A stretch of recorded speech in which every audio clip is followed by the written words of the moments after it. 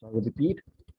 For solving simultaneous equations, we have seen two methods. The first one was Cramer's rule, which involved determinants, and this one is matrix method. It is also called matrix inversion method. Because here we find the solutions by finding the inverse of the matrix. Now, what is this method? We will see. So first of all, suppose you are given simultaneous equations like this. You all know we have seen this in Cramer's rule. You will be given equations like this, which will have three unknowns, x, y, and z. You can see. So first of all, you will arrange them in proper form, a, b, c, and the constant on right hand side. X, Y, Z are on left hand side and the constants are on right hand side. If any of the unknown is missing, then you write a 0 there. This we have seen. Suppose in the third equation, y is absent, you will write it like this, 0, y. Because for determinants and for matrices, you need all these coefficients. A1, B1, C1, A2, B2, C2, A3, B3, C3. All these coefficients are required. So if any of the coefficient is missing, you will write 0 there. And on the right hand side, all the constants will be there. If any number happens to be negative, you will use that negative number. Now, in determinant, what happens? We write the determinant of coefficient D. First of all, we write the determinant of coefficients D, that is equal to determinant. And we write A1, B1, C1, A2, B2, C2, A3, B3, C3. Correct? This happened in Cramer's rule. Now in matrix, what will happen? We will write the matrix of coefficients. To solve these equations, to find x, y, and z by matrix method, we will follow the following steps. Steps क्या है वो follow करेंगे. First step will be write the given equations in the matrix form. The matrix form is this: A into x is equal to b. This is called the matrix form. This is the matrix form. First of all, you will write the matrix in this form. A into x is equal to b. So here you have three matrices, A, X, and B. So what are these matrices now? So first of all, the matrix A, it is the matrix of coefficients. जैसे determinant में D होता था, वैसे यहाँ पर A है. And what is A? You can see here. A will be the matrix of left hand side coefficients. A 3 by 3 matrix होगा. तो जो coefficients हैं A1, B1, C1, A2, B2, C2, A3, B3, C3 वो आपके matrix A में आएंगे. जैसे determinant में D होता था. Then you will write the matrix X. X is called the matrix of unknowns. Matrix of unknowns x, y, and z जो variables हैं आपको वो column matrix में लिखना है. And the matrix B will be the right hand side constants matrix, a column matrix D1, D2, D3. So this way, in the first step, you will write all the coefficients, all the matrices. You write the equations in matrix form. This is the first step. And then in the rest of the examples, your example will depend on this matrix. फिर आपको बस इस matrix को ही use करना है और इस matrix का inverse निकालना है. Inverse कैसे निकालते हैं हमने morning में learn किया. ठीक है, तो वो देखिए. First, then उसके बाद steps फिर common है. Find the determinant of A. A का determinant निकालिए. Find all the minus. Write the cofactor matrix. Take the transpose of C. तो ये steps हम जानते हैं. And then use the formula A inverse is equal to 1 upon determinant of A into adjoint of A. तो ये steps देखिए, ये आप जानते हो ना. These 5 steps, these are the inverse of a matrix step. हमने मॉर्निंग में लर्न किया, एग्जाम्पल्स भी सॉल्व किए. तो एक बार फिर से आपको बस यहाँ पर वो सारी चीजें करनी है. बस यहाँ पे डिफरेंस ये है कि आपको मैट्रिक्स ए गिवन नहीं है, आपको मैट्रिक्स ए निकालना है फ्रॉम द गिवन इक्वेशंस. जो आपको इक्वेशन गिवन रहेगी वहां से आपको निकालना रहेगा. तो ये स्टेप हो गया. अब हमारा क्वेश्चन तो है find X, Y and Z. अभी हमें एक्स, वाई एंड जेड मिला नहीं है. अब लास्ट स्टेप होगा. लास्ट स्टेप क्या होगा? We will write this. Finally, find the matrix X by using the formula X is equal to A inverse into B. यानी आपने यहाँ पर A inverse ऑब्टेन किया है.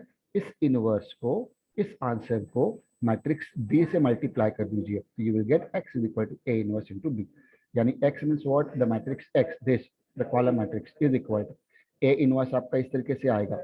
3 by 3 मैट्रिक्स आएगा into matrix B. Matrix B क्या है? Column matrix है. D1, D2, D3. तो इन दोनों मैट्रिसेस को मल्टीप्लाई करो. Row column, row column, row column, solve करो. आपको एक्स, वाई, जेड का वैल्यू मिल जाएगा. So here 2 steps are additional. The first, this one, ये वाला स्टेप एडिशनल है और फिर ये वाला स्टेप एडिशनल है. बाकी ये वाले स्टेप्स को तो हम जानते ही हैं. ठीक है, तो टेक द स्क्रीनशॉट. अभी आपको समझ में नहीं आया तो एग्जाम्पल्स में समझ में आ जाएगा. This is the second method of solving simultaneous equations of solving simultaneous equations. We have seen one method, that is Cramer's rule, and this is the second method. Method is very lengthy, very time consuming. आपको Cramer's rule जल्दी से solve हो जाता है, but यहाँ पर आपको time ज़्यादा लगता है. इसीलिए थ्योरी एग्जाम में जो Cramer's rule के एग्जाम्पल हैं, दे कम फॉर 4 मार्क्स, और अगर आपको एग्जाम्पल मैट्रिक्स मेथड से रहा तो it will come for 6 marks. एक सम आपको 6 मार्क के लिए आएगा. अगर आपका एग्जाम ऑफलाइन हुआ तो, थ्योरी एग्जाम हुआ तो.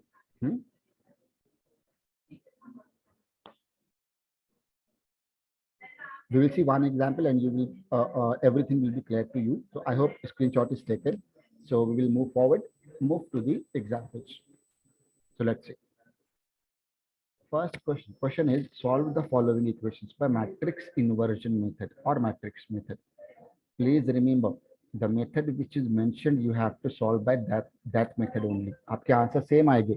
अगर आप सॉल्व करोगे बाय Cramer's rule तो आपका जो आंसर आएगा मैट्रिक्स मेथड से भी वही आंसर आएगा, राइट. आपको जो मेथड मेंशन रहेगा उस मेथड से सॉल्व करना है, अदरवाइज आपके मार्क्स कट होंगे. तो यहाँ पर मेंशन है मैट्रिक्स मेथड, तो आप मैट्रिक्स मेथड से ही सॉल्व करोगे. अगर आपको मेंशन रहा Cramer's rule तो फिर आपको Cramer's rule से सॉल्व करना रहेगा. ठीक है. So the example is The example is, you can see on your screen, x plus 2y plus 2z is equal to 11, 2x plus y plus 2z is equal to 10, and 2x plus 2y plus z is equal to 9. So three equations are given. Please wait a minute.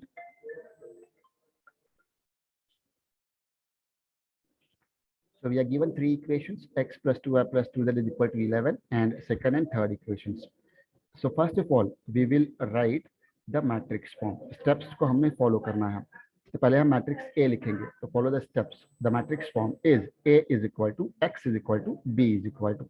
तो अब देखिए matrix A क्या होगा. Matrix A is the left hand side coefficients 1 2 2. See 1 2 2. Matrix B is 2 1 2. Matrix B is 2 1 2. ये matrix B है. ठीक है. 2 1 2. And matrix C is 2 2 1. Matrix C is 2 2 1. ठीक है. A हमने निकाल लिया, ये मैट्रिक्स A है. अब X क्या होता है? It is the matrix of unknowns X Y Z. And matrix B is the right hand side constants 11 10 9. तो ये फर्स्ट स्टेप आपका हो गया. अब सब कुछ डिपेंड करता है इसके ऊपर. इस मैट्रिक्स का आपने इनवर्स निकालना है. We have seen in the inverse of a matrix. Morning में हमने लर्न किया कि इनवर्स ऑफ अ मैट्रिक्स कैसे फाइंड करते हैं. सो फाइंड करने के लिए आपको फिर से वही स्टेप्स को फॉलो करना है. Finding the determinant, finding minors, cofactors, transpose and formula of a inverse. तो यहाँ पर without wasting any time I will directly show you the answer because we have seen this matrix A 1 2 2 2 1 2 2 2 1. ये matrix already हमने देखा हुआ है. तो find the determinant of A. Determinant का आंसर 5 आया था if you remember. Then find all the minors. तो सारे माइनर्स आपके इस तरीके से आए थे. ठीक है. You can verify them, no need to repeat everything. And then cofactor matrix. तो ये आपकी कोफैक्टर मैट्रिक्स आई थी. और फिर उसके बाद टेकिंग ट्रांसपोज. तो आपका ट्रांसपोज ये आया था. And then the inverse. 6 steps यहाँ तक आपका हुआ था. तो I am not repeating these steps. हाँ, यहाँ हम रिपीट नहीं कर रही हैं because we all have seen this in inverse of the matrix. Now, the next step is important. Step number 7 is important. I will surely share the PDF once the chapter completes. Next, step number 7. अब last step important है. It is this. The required solution is. अब ये देखिए, required solution is x is equal to A inverse into B. Formula आपको ये याद रखना है. Everybody please look at the screen. X is equal to A inverse into B. A inverse क्या आया था? This one. 1/5 into this. तो यहाँ पर हमने देखिए लिखा 1/5 into this into B. अब B क्या था? ये देखिए B. यहाँ पे हमें फर्स्ट स्टेप में B लिखा था 11 10 9. सो 11 10 9. तो आपको बस ये एक नई चीज याद रखनी है. दिस ये आपको याद रखना है. X is equal to A inverse into B. And आपने पुट करना है. X फर्स्ट स्टेप में है, B सेकंड स्टेप में है, और A इनवर्स हमने ऑलरेडी निकाल चुके हैं. ठीक है. लास्ट लाइन आपको नहीं दिख रहा होगा, डोंट वरी. यहाँ पर जो है ऑलरेडी आपने मॉर्निंग में लर्न किया हुआ है इनवर्स ऑफ द मैट्रिक्स में. So first of all look at the screen. Om Ghotekar. So x is equal to a inverse into b, ये हमको मल्टीप्लाई करना है। अब इसको मल्टीप्लाई करेंगे, we will keep this 1/5 as it is. So 1/5 as it is, 1/5 को हम चेंज नहीं करेंगे, ठीक है। Then cross multiply, sorry multiply कीजिए। तो हम मल्टीप्लाई इस तरीके से करेंगे, first row first column. So -3 है, मल्टीप्लाई करेगा 11 को, सो -33। 2 will multiply to 10, so 20. Then this 2 will multiply to 9, so 18. So -33 plus 20 plus 18. ठीक है, -33 plus 20 plus 18, ये आपका क्या हुआ, फर्स्ट रो हुआ। अभी सेकंड रो, दिस वन, इसको मल्टीप्लाई कीजिए इस सिंगल कॉलम से। तो 2 जो है वो 11 को मल्टीप्लाई करेगा, -3 10 को मल्टीप्लाई करेगा, 2 जो है वो 9 को मल्टीप्लाई करेगा। So you will get 22 -30 plus 18. And lastly third row, 2 2 -3, इसको मल्टीप्लाई कीजिए 11 10 9 से, तो आपको मिलेगा 2 दिस वन। 2 जो है 11 को मल्टीप्लाई किया तो 22, 2 जो है वो 10 को मल्टीप्लाई करेगा तो 20, एंड -3 विल मल्टीप्लाई टू 9 -27। ठीक है, now do the calculations, calci का यूज करोगे, -33 plus 20 plus 18, so it will be 5, then 10, then 1, then 15. I have kept this 1/5 as it is, जिसको हम लास्ट में मल्टीप्लाई करेंगे। तो 1/5 को लास्ट तक रखना है। यहाँ पे आपको क्या मिला, 5 10 and 15, ठीक है। And finally now multiply this 1/5 to all the numbers, यानी सारे ही नंबर्स को 5 से डिवाइड कर दीजिए। तो 5 जब अंदर जाएगा तो क्या हो जाएगा, 5/5 यानी 1, यू कैन सी हियर 1। देन 10/5 2, then 15/5 3. These are nothing but your answers. X is equal to 1, y is equal to 2, z is equal to 3. देखिए ना, यहाँ पर दिख रहा है ना, x is equal to 1, y equal to 2, z is equal to 3। ठीक है, जब हम PDF शेयर करेंगे ना आपको प्रॉपर्ली दिख जाएगा, don't worry. x is equal to 1, y equal to 2, z equal to 3. These are the solutions. You can verify them by putting in the equations. Equation में पुट करके वेरीफाई कीजिए। इसमें किसी भी एक क्वेश्चन में पुट करो, सपोज हम फर्स्ट में पुट करते हैं, put x is equal to 1, so plus 2 into what is y 2, so 1 plus 4, then plus z is what 3, so 2 into 3 6, 2 क्या है 6 है, therefore 1 plus 4 plus 6 11, so correct, we are right, thus our answer is correct। so therefore the solution is x is equal to 1, y is equal to 2, and z is equal to 3। ठीक है, you can take the screenshot of this। So this is how we use the matrix method or the matrix inversion method for solving simultaneous equations. It is very lengthy, बहुत lengthy process है, minus निकालने पड़ते हैं, cofactor निकालना पड़ता है, Cramer's rule इससे ज़्यादा फास्ट है, बट मिस्टेक्स के चांसेस बहुत ज़्यादा हैं। So this is the matrix method for solving simultaneous equations.